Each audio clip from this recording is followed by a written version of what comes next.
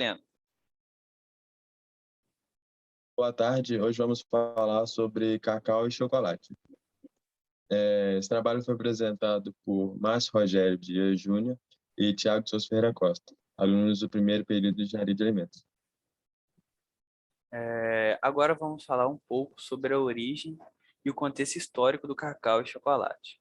O cacau deriva do latim Theobroma cacau, que significa comida dos deuses. Em culturas ancestrais da América Latina, utilizavam suas sementes em rituais sagrados. Os primeiros povos a cultivarem foram os astecas.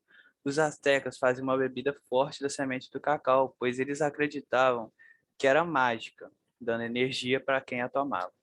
Já os maias utilizavam bastante dessa semente para criar bebidas para serem tomadas em casamentos e em cultos. Com o passar dos anos, os conquistadores espanhóis vieram à América e acabaram levando a semente para a Europa. Na Europa, o cacau passou a ser consumido em forma de tablete e ficou bastante popular. O cacau conquistou a corte e se tornou uma iguaria da elite. Lá na Europa, o chocolate se espalhou entre a família real e os nobres da corte espanhola. E para garantir a exclusividade dessa receita, os espanhóis confiaram o segredo apenas para os monges. Assim, as cozinhas dos mosteiros viraram um local de experiência para o aperfeiçoamento de chocolate e para criar novas receitas. E com o passar dos anos, os suíços adicionaram leite e começaram a misturar o chocolate com outros ingredientes, chegando ao ponto de, numa barra de chocolate, ter apenas 25% de cacau. E vem sendo assim até hoje, pois temos chocolate com frutas, ao leite e até mesmo chocolate branco. Agora vamos citar algumas informações sobre o cacau e chocolate. O cacaueiro gosta do clima bastante quente e úmido. O Brasil já foi o maior produtor do mundo, mas nos anos 80, uma doença provocada por um fungo, a vassoura de bruxa, dizimou os pés da Bahia, que era a principal exportadora de cacau da região. A produção nacional está sendo retomada em áreas diferentes, como no Espírito Santo e no Pará. O cacau tem importância social e econômica em todo o mundo, sendo matéria-prima do chocolate. O cacau possui três variedades. O forasteiro, que 80% da produção mundial de chocolate é feita dele. Ele tem um sabor meio rústico. O crioulo, com 5% da produção mundial. O crioulo é reconhecido como um fruto de alta qualidade com um sabor mais frutado, muito delicado, mas muito fácil contágio por pragas, por ser um fruto muito sensível. E o trinitário, que é a mistura dos dois, que tem a rusticidade e a produtividade do forasteiro e a qualidade do crioulo, com diversas variedades. O mais comercializado é o forasteiro, com 80%, por apresentar cotiledones e grandes quantidades de compostos felônicos, tornando ele com um sabor mais amargo. Já o chocolate é um alimento produzido à base de amêndoa fermentada e torrada do cacau. Existem diversas variedades do chocolate, como o chocolate amargo, o meio amargo, o chocolate ao leite, o branco, o diet e vários outros. O chocolate também é bastante utilizado para a produção de bolos, achocolatados, e assim ele é um doce bastante popular mundialmente.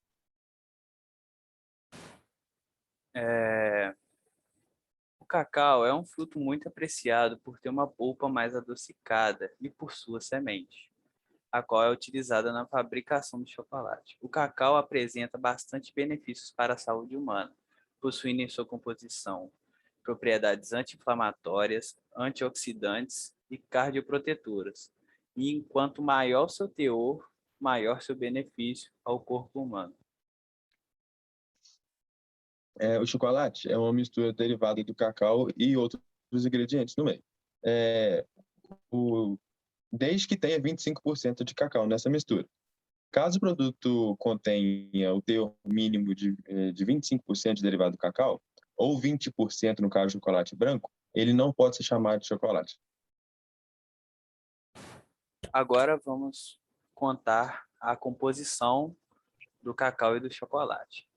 A composição do cacau é a seguinte: ela é composta em média por 32 a 39% de água, 30 a 32% de gorduras, de 8 a 10 de proteínas, de 5 a 6 de polifenóis, de 4 a 6% de amido, de 4 a 6 de hemicelulose, de 2 a 3 de celulose, de 2 a 3% de sacarose, de 1 a 2% de teobromina e 1% de ácidos orgânicos, 1% de cafeína 1.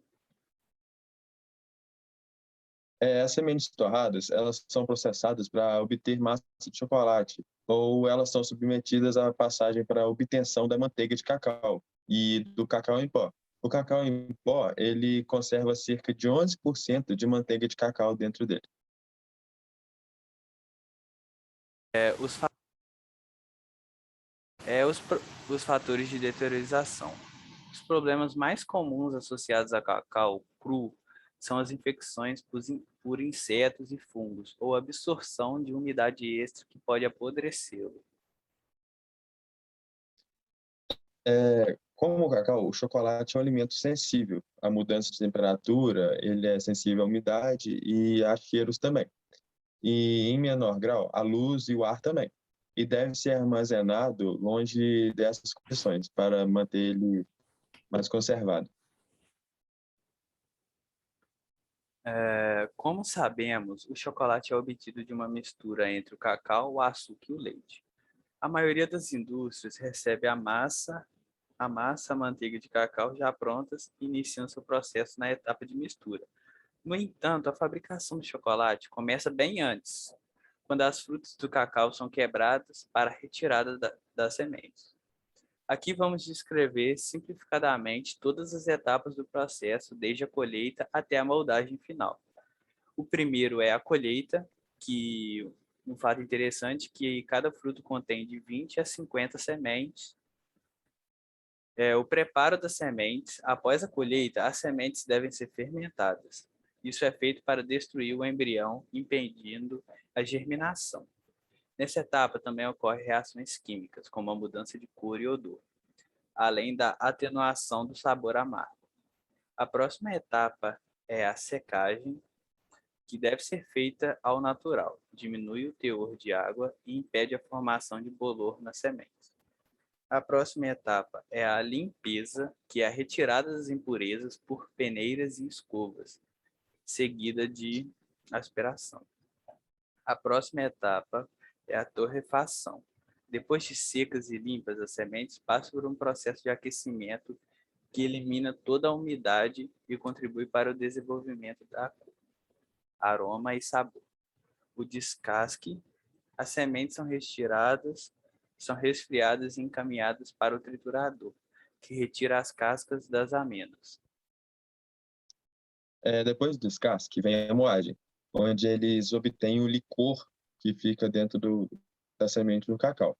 Depois que tira esse licor, ele vai para a prensagem, onde é a separação do produto em manteiga de cacau, que será reintroduzida na próxima etapa, e, e a torta de cacau.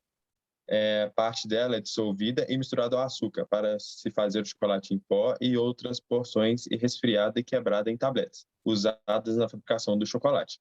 A próxima etapa que eu falei na parte de cima é o refino. Aqui os cristais de açúcar da mistura são triturados e quebrados em pequenas partículas. E isso que deixa a textura do chocolate melhor e sua consistência um pouco mais mole. Nesse processo se determina a qualidade do chocolate. Depois vem a conchagem, que a massa recebe nova adição de manteiga de cacau e é mantida em movimento constante, retirando a acidez e a umidade do chocolate. É nessa etapa que se desenvolve o aroma e o sabor característico do chocolate que a gente está acostumado. Depois vem a tempera, que o objetivo é fazer com que o chocolate passe por diversas trocas de temperatura para propiciar a cristalização da manteiga e do cacau, deixando a pasta mais consistente, ideal para ser moldada. E por fim vem a mistura e moldagem, onde a pasta de chocolate é colocada em formas para que se adquira o aspecto desejado, que são adicionados em os outros ingredientes desejados, como frutas, nozes e outros sabores, como já havia falado lá na parte de cima. Depois, os chocolates são resfriados até ficarem sólidos e estarem prontos para a embalagem final. Agora vamos citar um pouco sobre as biosseguranças e as boas práticas de fabricação. A biossegurança é dividida por 4 tipos. A contaminação biológica, que é causada pela presença de micro-organismos indesejáveis nos alimentos, que podem causar intoxicações alimentares ou matar, como bactérias, fungos, bolores, mofos, parasitas e fungos. É bastante comum durante a fabricação. Ocorre a contaminação por salmonela também.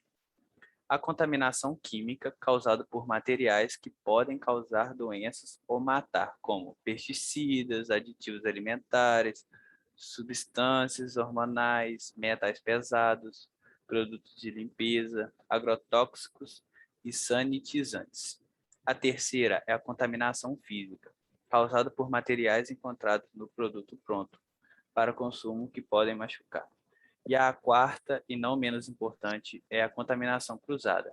Esse tipo de contaminação pode ocorrer por meio da transferência de micro-organismos de um alimento ou superfície por meio de utensílios, equipamentos ou outro próprio manipulador. Vou falar um pouco sobre as boas práticas. Para as boas práticas de chocolate, vista roupas sem botões e sapatos fechados limpos. E isso é obrigatório trocar todos os dias.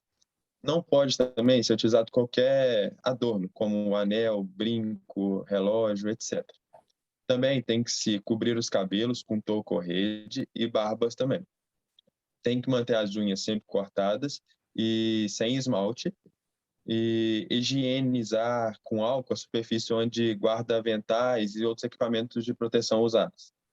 E também tem que usar luvas ao manipular o alimento e ao cortar a barra de chocolate, por exemplo. Agora vamos falar um pouco sobre a legislação.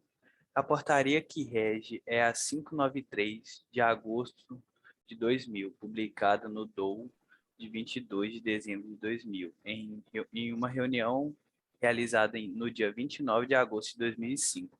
Considerando a necessidade de constante aperfeiçoamento das ações do controle sanitário nas áreas de alimentos, visando a proteção e a saúde da população. Esse é o regulamento técnico do chocolate de maneira geral, pois cada um tem a sua, como o chocolate branco tem a sua, o chocolate em pó tem açúcar e suas milhares de variedades. No padrão de identidade e qualidade, de acordo com a Anvisa, os padrões de identidade e qualidade de chocolate no Brasil são definidos pela Resolução RDC 264 de 2005, onde diz que o chocolate é o produto obtido a partir da mistura de derivados do cacau, da massa ou pasta de licor do cacau. O cacau em pó ou a manteiga de cacau, com outros ingredientes, contendo no mínimo 25%, que no caso é 100 gramas da grama, de sólidos totais do cacau. O produto pode apresentar recheio, cobertura, formato e até consistências diversas e variadas. Isso. E agora, por último, e não menos importante, vamos citar um pouco sobre o controle de qualidade.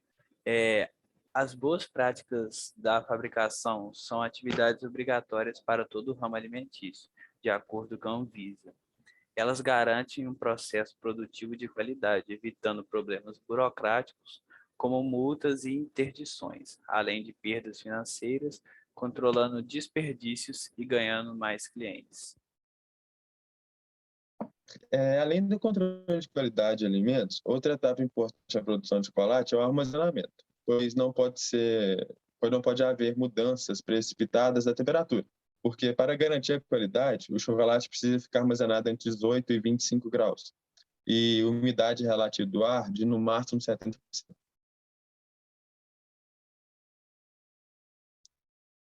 Bom, esse foi o nosso trabalho, espero que tenha gostado.